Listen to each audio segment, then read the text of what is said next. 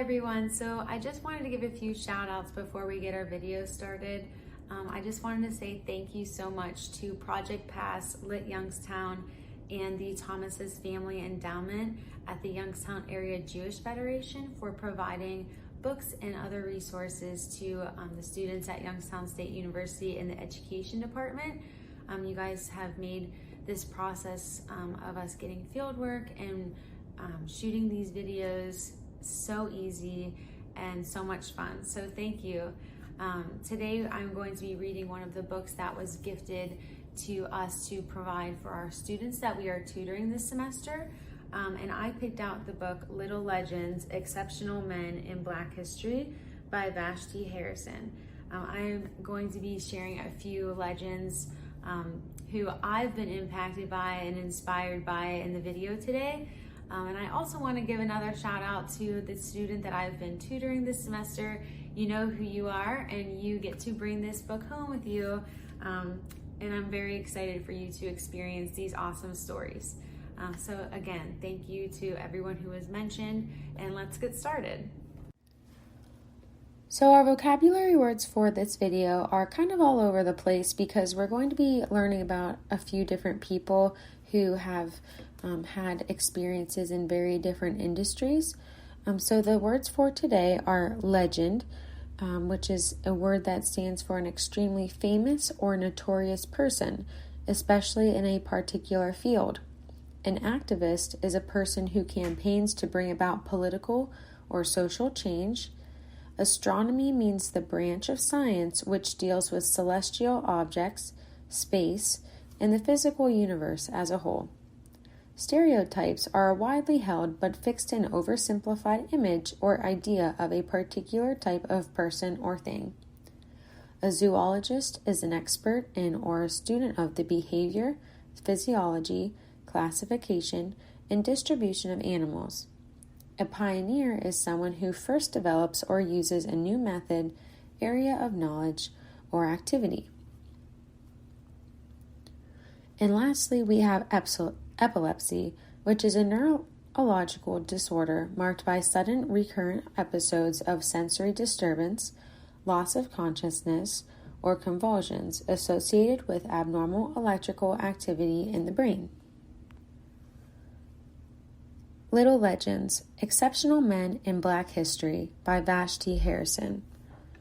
So here you can see the contents. There are several different men that are described, and we can hear about their life story in this book. So keep reading and following along to see who has impacted me and has inspired me in my own life. First up, we have Benjamin Banneker, who lived from 1731 to 1806. Benjamin Banneker was an inventor and a farmer. Although Benjamin attended school for only a few years before working on his father's farm, he loved to read and study. He became so good at math that people came from all around Maryland to test him with questions.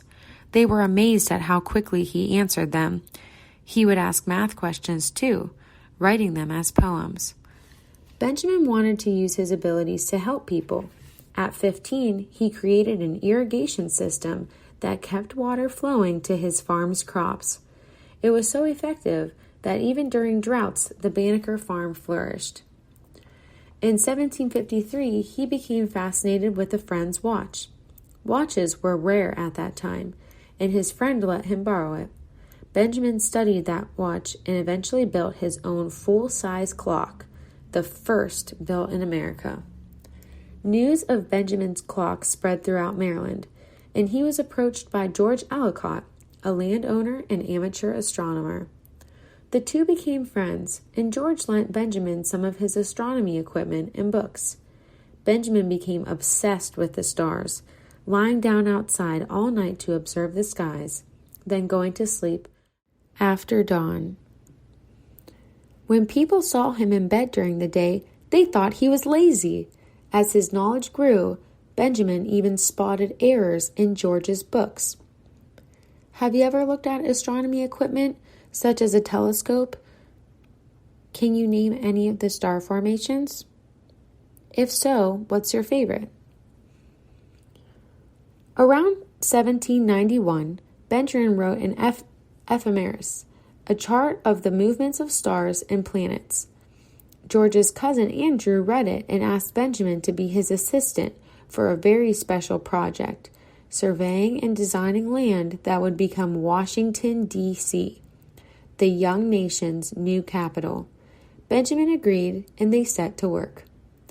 When his project with Andrew was over, Benjamin returned home and worked on an almanac, a book about upcoming natural events. He used his writing to speak out about the injustice of slavery and defend the humanity and intelligence of black people. Benjamin was an exceptional scientist and inventor who, through quiet observation and diligent work, helped shape American history. What about Benjamin Banneker stood out to you when reading about him? Was there anything specific that inspired you about his life's work? Next, we have Langston Hughes, who lived from 1902 to 1967 and was a poet. Langston moved around a lot as a child. His parents traveled looking for work, his father to Mexico, and his mother throughout the Midwest. Langston was left to be raised by his grandmother, but felt abandoned by his parents. His only comforts were his books and the worlds he found inside them. Langston began writing early. In the 8th grade, he was made class poet, and his first works were printed in his school's newspaper. In 1920, he went to visit his father. As the train crossed the Mississippi, he thought about the massive river, how Black history was linked to it. He thought about things his grandmother had told him, things he'd read in books about the slave trade, and he crafted one of his first major poems, The Negro Speaks of Rivers. He was only 17, but his voice had the wisdom of someone who saw the world for what it was. He asked the reader to consider humanity, not just Black or white society. In 1921, the poem was published in The Crisis, a major publication of the Harlem Renaissance. Langston moved to New York to attend Columbia University and became a leading creative voice in the movement. Langston wrote about Black pride at a time long before anyone considered it something to celebrate. Heavily influenced by the blues and jazz, his poetry flowed and had rhythm. In 1923, he traveled abroad, settling for a while in Paris. Upon his return, he worked as a busboy in Washington, D.C. One day, one of his favorite writers, Vachel Lindsay, came in, and Langston slipped him some of his work. Vachel was impressed with Langston's poetry and helped him meet the right people. In 1926, Langston's first book of poems was published, The Weary Blues. He was the first Black writer in the United States to make a living off his work. He used plays and published short stories and more than 16 volumes of poems. Langston used his writing to appeal to working-class folks, focus on society and racial injustice, and portray Black life in America. Here's the challenge for you. Try searching Langston Hughes' poems and read through some of them. Was there any of them that stood out to you? Let me know.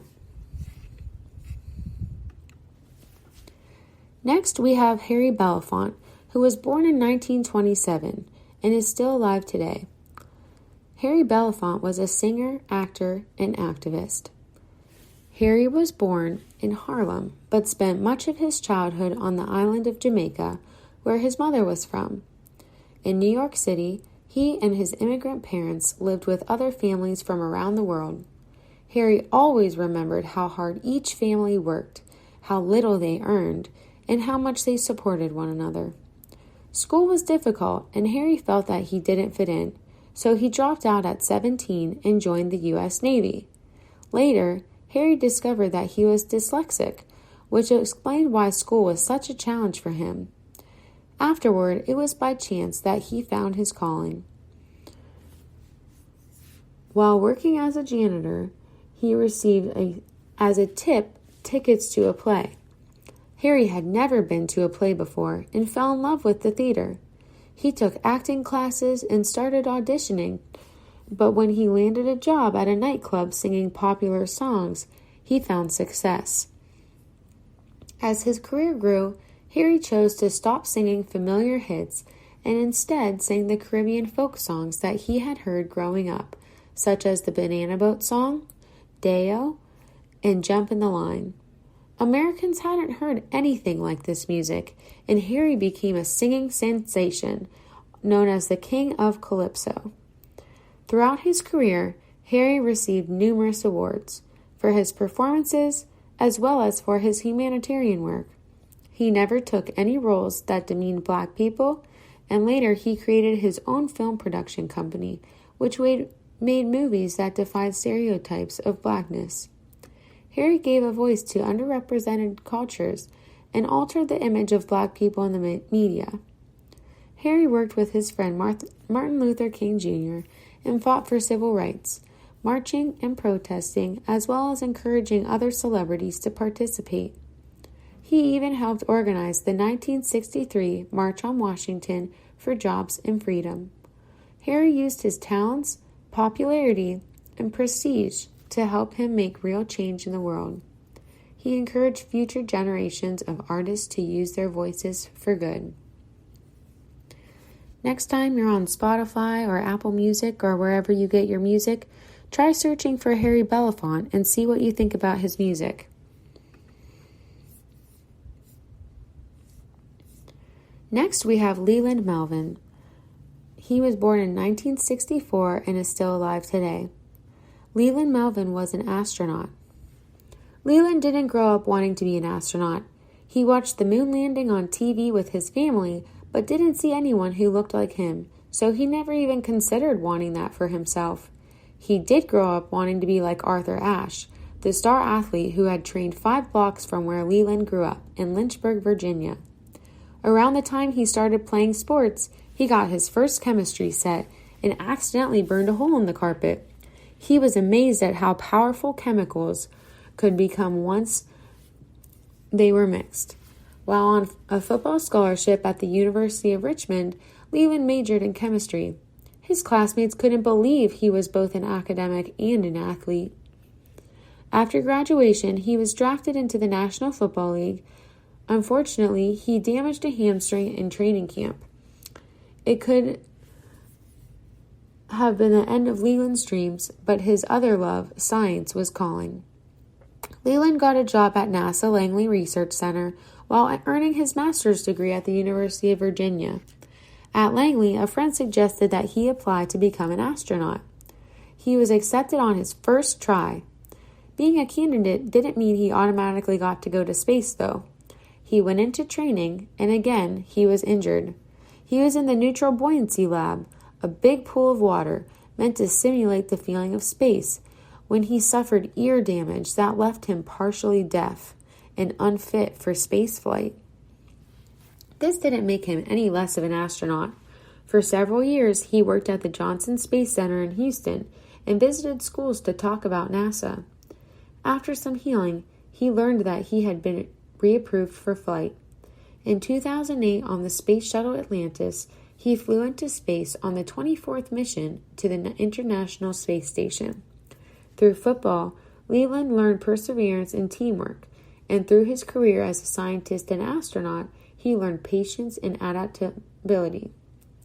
In his life, he found that no plan is fixed, but that hard work and dedication allowed him to reach new heights. As a former athlete myself, I really understood what they meant when they said Leland learned perseverance and teamwork. It's really important to persevere through tough times the way that Leland experienced, and I'm sure you have yourself.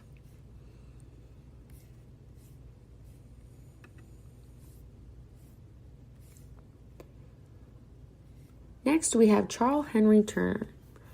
Charles was born in 1867 and passed away in 1923. He was a zoologist and an educator. As a boy, Charles loved bugs. He would spend his days either outside observing insects and animals or indoors reading from his parents' massive library. His mother had been enslaved and instilled in her son the belief that education would lead to a better life. Charles graduated from high school as his class valedictorian and studied biology in college. At the University of Cincinnati, he published studies on birds, brains, and invertebrates, becoming the first African American to publish in Science in the Journal of Animal Behavior. Later, he was the first Black person to get a PhD in zoology at the University of Chicago. Throughout his career, Charles struggled, likely because of race, to find steady work at a college or university where he could conduct his research. He committed himself to fighting for civil rights and advocating for Black students to have a good education. He even dreamed of starting his own school for Black children. While he never did, he eventually settled in St. Louis and taught at the historic Black Sumner High School. Even though Charles didn't have access to the expensive tools and state-of-the-art laboratories that other scientists had, he still developed research methods to make many amazing discoveries about insects. He conducted experiments and determined that bees can see in color. By building mazes, he observed that cockroaches and caterpillars learn by trial and error. He found that ants use light and landmarks to navigate. And he showed that insects have memories and they alter their behavior based on what they remember. Charles was also the first to notice that ants walk around their nest before entering. This action was later named Turner's circling in his honor. By the end of his life, he had published more than 70 research papers and changed the way people viewed insects. Charles valued hard work and knowledge. A pioneer of comparative research, he led by example and forever broadened our understanding of different behaviors in nature. And lastly, we have Prince, who lived from 1958 to 2016 and is one of the most famous musicians of all time. With two musicians for parents, Prince Rogers Nelson grew up in Minneapolis surrounded by music. He began playing piano and wrote his first song at 7. He eventually taught himself to play guitar, bass, and drums. His parents' divorce when he was 12 years old shook up his home life. To make matters worse, he suffered from epilepsy and was teased at school for being so small. He was shy and insecure, but all of his troubles fell away when he focused on music. As a teen, Prince started his first band, Grand Central. To counteract his insecurities, he wore flashy clothes and was as loud, wild, and weird as possible when he performed. His music was a mix of funk, disco, rock, rhythm, and blues, and gospel. No one had ever heard anything like him before, and producers fought to sign him to a record deal. In 1979, he started a new band, The Revolution, whose members were black, white, male, and female. When they performed, they all dressed to impress, and sometimes the men wore clothes designed for women, and the women wore clothes designed for men.